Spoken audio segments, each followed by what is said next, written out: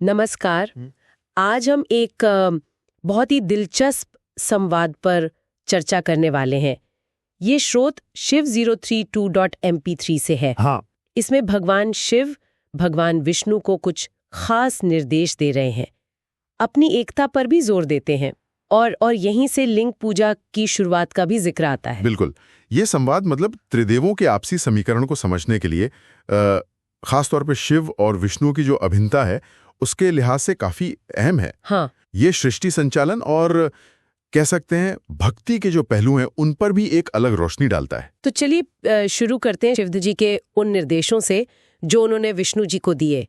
स्रोत में बताया गया है कि शिव जी ने विष्णु जी से कहा कि भाई ब्रह्मा की बनाई सृष्टि में जब भी संकट आए हाँ, तो आप उसके दुखों का निवारण करें। सही कहा। और इसमें शिव जी का ये आश्वासन भी है कि वे विष्णु के शत्रुओं के संहार में और जो भी मुश्किल काम होंगे उनमें पूरी मदद करेंगे। अच्छा, बल्कि उन्होंने ये भी सुझाव दिया कि विष्णु अलग अलग अवतार लें, लोक कल्याण करें और अपनी कीर्ति बढ़ाएं। तो ये विष्णु जी की भूमिका को और साफ करता है ना। हाँ बिल्कुल। और फिर वो हिस्सा आता है जो मुझे लगता है इस संवाद का मतलब केंद्र बिंदु है, शिव और विष्णु की एकता। जी, शिवजी साफ कहते हैं, तुम रुद्र का ध्येय हो और रुद्र तुम्हारे ध्येय हैं। ध्येय यानी वो लक्ष्य जिस पर ध्यान लगाते हैं या जो सबसे प्रिय हो। और फिर कहते हैं, तुम में, मुझ में और रुद्र में कोई भेद नहीं है।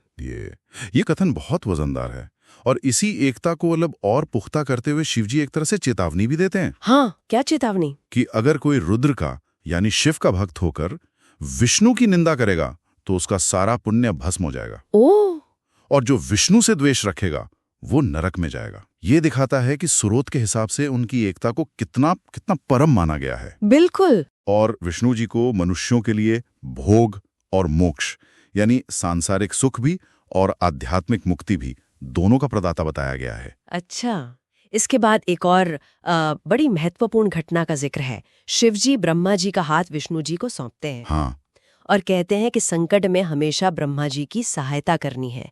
ये ब्रह्मा और विष्णु के बीच भी एक खास रिश्ता बनाता है। हाँ बिल्कुल। और इसके साथ ही विष्णु जी को कई वरदान भी मिलते हैं, जैसे वो सबके अध्यक्ष होंगे, सबको भोग मोक्ष देंगे, कामनाएं पूरी करेंगे। और ध्यान देने वाली बात यह है कि शिव जी एक बार फिर से एकता पर जोर देते हैं। कहते हैं, जो तुम्हारी शरण में आया समझो वो मेरी शरण में आ गया। अच्छा, मुझ में और तुम में जो अंतर समझेगा वो नरक में गिरेगा। इस बात को बार बार दोहराया गया है जो इसके महत्व को दिखाता है। तो भगवान विष्णु की क्या प्रतिक्रिया होती है इस पर? भगवान विष्णु शिव जी के इस आज्ञा को पूरी तरह स्वीकार करते हैं और वो इस बात से सहमत हैं कि हाँ, उनका भक्त होकर अगर कोई शिव की निंदा करे तो उसे नरक मिलना ही चाहिए। ये आपसी सम्मान दिखाता है। बिल्कुल बिल्कुल। और विष्णु जी ये भी कहते हैं कि शिव का भक्त उन्हें बहुत ही ज्यादा प्रिय है और जो ये रहस्य जान लेता है उसके लिए मोक्ष आसान हो जाता है। तो ये सिर्फ एकता नहीं है, ये भक्ति के स्तर पर भी एक गहरा जुड़ाव है। तो इस गहरे संवाद और इन वरदानों के बाद क्या हुआ? स्रोत बताता है कि शिवजी अंतर ध्यान हो गए। हाँ, और यहीं से एक बहुत बड़ी परंपरा की शुरुआत हुई। जी हाँ बिल्कुल। इसी घटना से लोक में, दुनिया में लिंग पूजा का विधान शुरू हुआ। अच्छा, लिंग पूजा। हाँ, और यहाँ लिंग को सिर्फ एक प्रतीक नहीं बल्कि साक्षात महेश्वर माना गया है। लिंग शब्द का एक अर्थ लय का अधिष्ठान भी है, मतलब वो परम स्रोत जहां सब कुछ आखिर में विलीन हो जाता है। लय का अधिष्ठान, दिलचस्प। हाँ, और शिवलिंग को भोग और मोक्ष दोनों देने वाला बताया गया है। और शिवलिंग की जो वेदी होती है जिसे अर्घा या योनि भी कहते हैं, हाँ, उसे महादेवी यानी शक्ति का स्वरूप माना गया है। तो क्या इसका मतलब ये हुआ कि लिंग और वेदी मिलकर शिव और शक्ति के संयुक्त रूप का प्रतीक है? निश्चित रूप से ये उसी एकता का एक तरह से भौतिक प्रतीक बन जाता है जिसकी चर्चा इस पूरे संवाद में हुई है। शिव और शक्ति, पुरुष और प्रकृति, महेश्वर और महादेवी का वो संयुक्त स्वरूप। ब्रह्मा जी तो यहाँ तक कहते हैं कि शिवलिंग के पास अगर कोई भी पुण्य कर्म किया जाए तो उसके फल का वर्णन करना भी मतलब असंभव है, इतना ज्यादा महत्व है। वाह।